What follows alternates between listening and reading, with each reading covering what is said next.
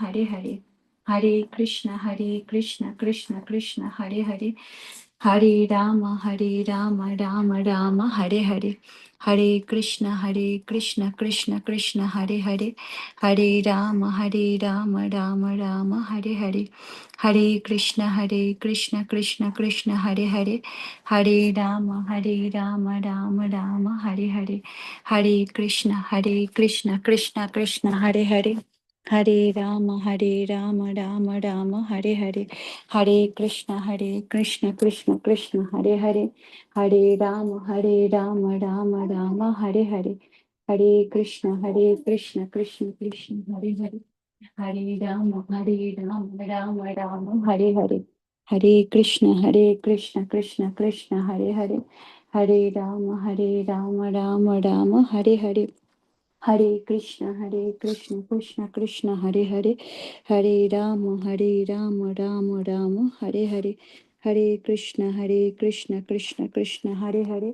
Hare Rama, Rama Rama, Hare Hare. Should I stop? Thank you, Mataji. Hare Krishna, thank you for the beautiful chanting. We'll continue reading from the Living Name by Sulinas Sachinandana Swami. We are on the second chapter titled as Sambandha, chanting in a devotional relationship.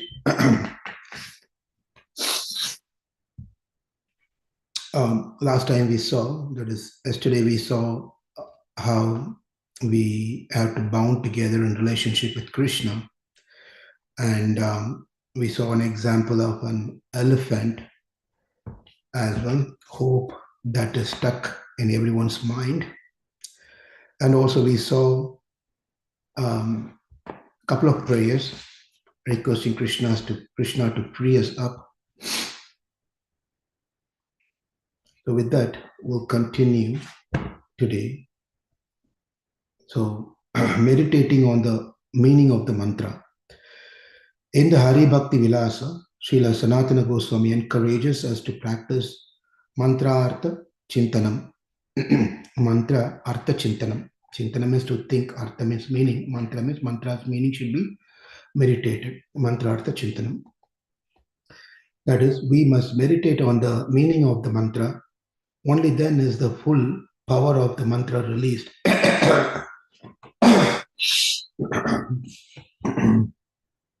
Excuse me. If we are absent-minded and not aware of the meaning, we remain unfocused. In the aforementioned verse from Sri Caitanya-caritāmṛta, Madhya-līlā 22.33, we learn the secret, proper inner orientation. And let me read that what has been told earlier. That is, yesterday we saw this one. One is immediately freed from the clutches of Māyā if he seriously and sincerely says, "My dear Lord Krishna, although I have forgotten you for so many long years in the material world, today I am surrendering unto you. I am your sincere and serious servant. Please engage me in your service." So that's what Maharaj is saying here. In the aforementioned verse from Sri Caitanya-caritāmṛta, Madhya-līlā 22.33, we learn the secret, proper inner orientation incorporates the meaning of the mantra in the mind. Please engage me in your service. By this, Sambandha Jnana is established, and thus we understand that we have a relationship with Krishna. The whole idea of chanting the holy name is to attract the presence of the Lord by glorifying him. We call him with affection because he possesses all the best qualities of beauty, strength, kindness, knowledge, and is capable of the supermost form of action. And because we really need him. All the acharyas, great teachers, such as Jiva Goswami and Raghunath Das Goswami, Gopal Guru Goswami and Bhaktivinoda Thakur have left us list of meanings of Mahamantra. Srila Prabhupada compacts all this into the prayer, "My dear Radha, my dear Krishna, please engage me in your service." So there are various acharyas given meanings for Hare Krishna Mahamantra. But Prabhupada has summarized the whole thing into capsules for all of us, that my dear Radha and my dear Krishna, please engage me in your service. In this connection, Srila Prabhupada gave an instruction that guides Kirtana leaders when they sing. Your business is not to satisfy the crowd. Your business is to satisfy Krishna. And then the crowd will be automatically satisfied. We are not going to please the crowd. We are going to give them Krishna. So you should be very much careful whether you are delivering Krishna in the right way. Then they will be satisfied. Your only business should be to satisfy Krishna. This is quite a nice point here. Even though this is meant for Prabhupada's message is for chanting, that the purpose is not to satisfy the crowd but to satisfy Krishna. I think this should be applied to all the services that we are trying to do. Whether you're giving a lecture, whether you're cooking for a Sunday feast, whatever we are trying to do, it just changes the whole dynamics of how we think. Generally, people think that I want to satisfy the crowd. So Prabhupada slaps on the face and says, no, you just have to satisfy Krishna. Because when we try to satisfy Krishna, the mood is different. When we try to satisfy the crowd, the mood is different. When we try to satisfy the crowd, we are expecting something in return as appreciation, recognitions, whatever, name, fame, prestige, etc. But then when we try to satisfy Krishna, none of those things comes into the picture. Rather, it should be simply to see Krishna's smiling face. So this is how the acharyas wakes us up, giving the right direction of how to think. So this is beautiful. I'll read this again. Your business is not to satisfy the crowd. Your business is to satisfy Krishna, and then the crowd will be automatically satisfied. We are not going to please the crowd. We are going to give them Krishna. So you should be very much careful whether you are delivering Krishna and whether you are delivering Krishna in the right way. Then they will be satisfied. Your only business should be to satisfy Krishna. One may say that, what about devotees? The problem is, yes, that is good because we are all servant.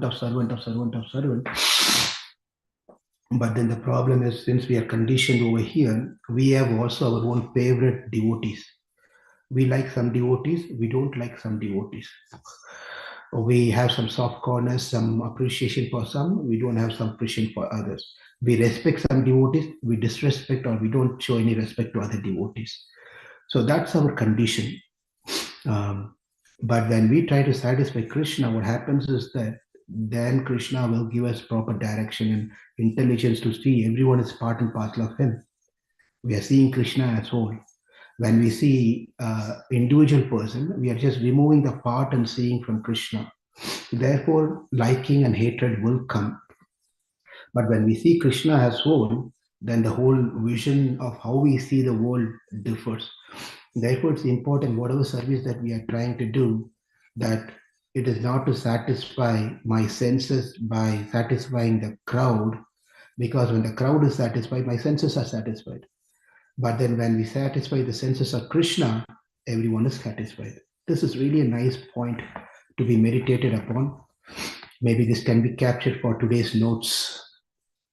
Kirtana is not primarily about music, rhythms, fancy mridanga beats, kartal playing, attractive voices, or melodies. The Lord is not really attracted to our music. He has gopis in the spiritual world who are expert musicians who are beyond our capabilities. They are served by 33,000 ragas. Can you imagine how many ragas? 33,000 ragas. Krishna himself plays his flute all day in a style that transforms hearts, making even rocks melt.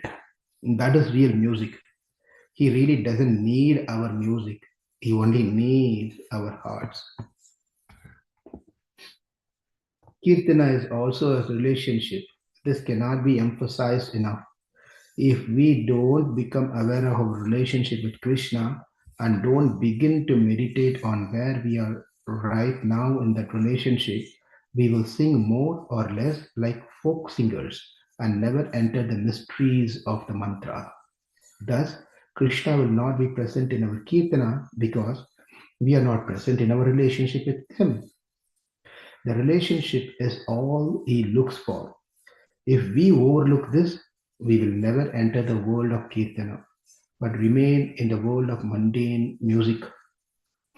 Haridas Thakura, the great teacher of the holy name, also explains this. If a person, this is Haridas Thakur from Harinam Chintamani 3.26. If a person by a saintly Vaishnava's mercy understands his relationship with Lord Krishna and chants Lord Krishna's holy name, he then attains a great treasure of spiritual love. If a person by a saintly Vaishnava's mercy understands his relationship with Lord Krishna and chants Lord Krishna's holy name, he then attains a great treasure of spiritual love. The word kirtana itself is derived from the root krit, to glorify. Thus, ask yourself before you begin to sing, whom do I glorify now? You can actually visualize yourself standing before your Lord and addressing him through his holy name, O Radha, O Krishna. So, point to be noted here, kirtana means comes from the dhatu called krita, and krita means to glorify.